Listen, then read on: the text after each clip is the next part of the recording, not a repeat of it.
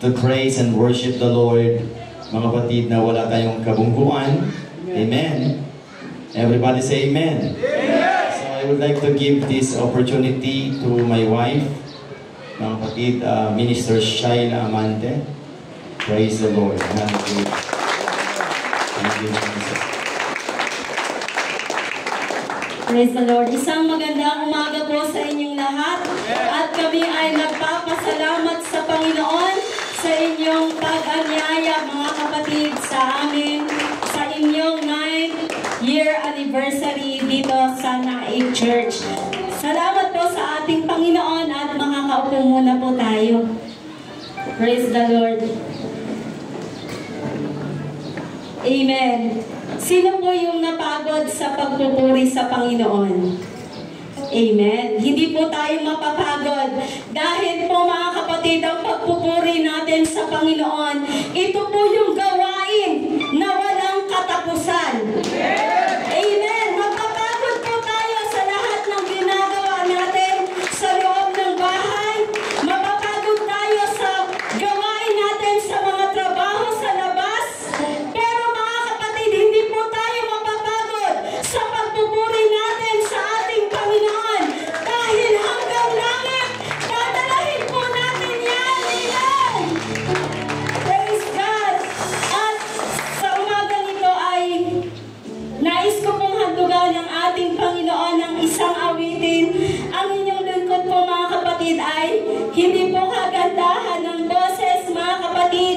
Hindi nyo man maalala yung boses, mga kapatid. Ang gusto kong ipaalala sa inyo ay yung mensahe ng awit na isang araw, mga kapatid, darating ang Panginoon. Sino yung naniniwala na ang Diyos ay ipinanganak at nagdusa para sa ating mga kasalanan? Lahat po tayo naniniwala doon. At hindi po doon nagtatapos, mga kapatid. Isang araw, darating at darating, mga kapatid, ang ating Panginoon. At yun ang dapat nating paniwalaan.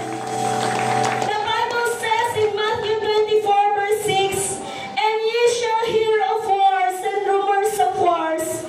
See that ye be not troubled, for all these things must come to pass, but the end is yet to come. But he that shall endure unto the end, the same shall be saved. And his kingdom shall be preached in all the world for a witness unto all nations, and then shall the end come." Marami na po, mga kapatid, na ang ating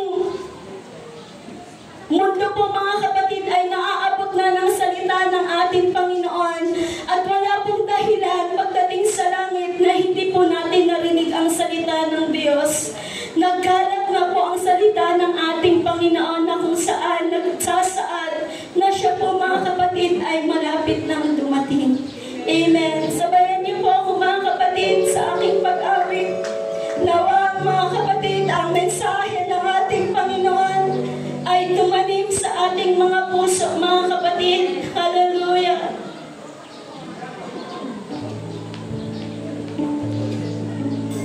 Sa buhay mo ngayon, ikaw ay magsikap.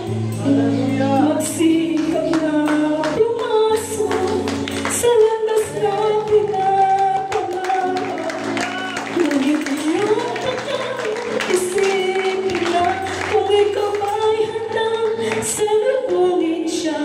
Gusto ni Jesus ay makasama ka. Sa buhay mo ngayon, ikaw ay magsikap. Magsikap na pumasok sa landas na pinapangarap.